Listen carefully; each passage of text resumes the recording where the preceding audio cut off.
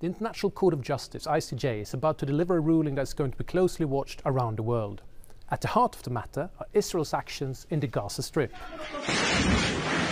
Israel began bombing and blockading the Strip after its territory was attacked on October 7th by Hamas, which is considered a terrorist organization by the United States and the European Union. It stormed Israeli towns, killing more than 1,000 soldiers and civilians and seizing around 250 hostages. Israel says its response is aimed at freeing the hostages and destroying Hamas.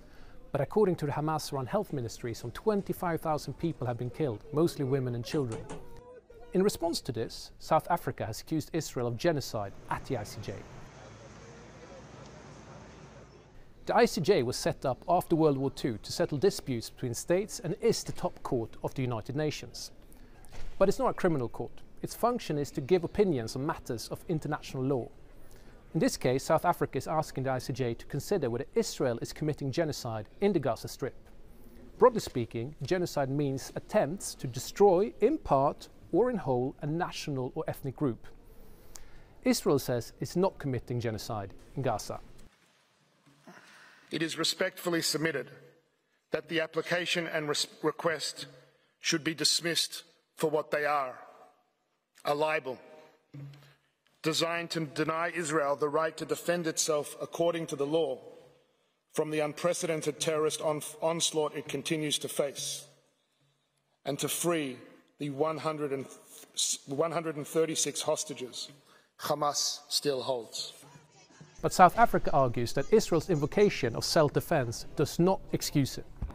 Under the Genocide Convention, nothing justifies genocidal acts currently being committed by Israel.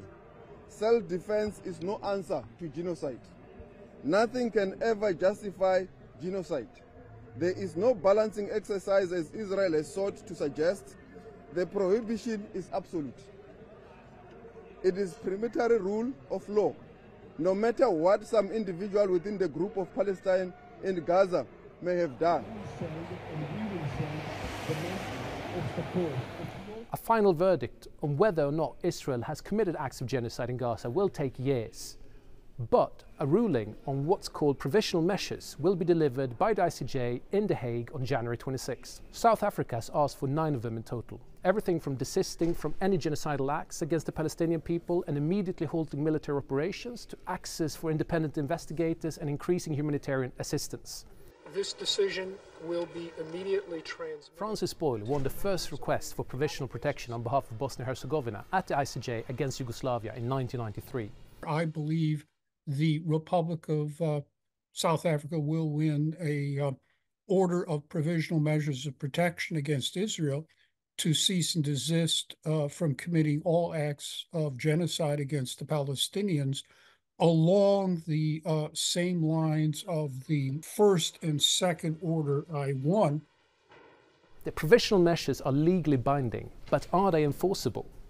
In 2022, for example, the ICJ ordered Russia to immediately suspend military operations in Ukraine, but Russia ignored this, and Israel has already said it will do the same.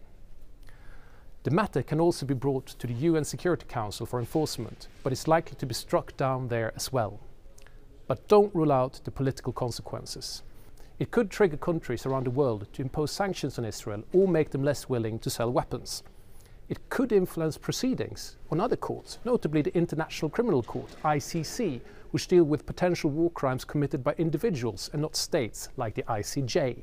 But most of all, it could pose a dilemma for countries such as Ukraine, which so far have backed Israel, but also support principles of a rules-based international order.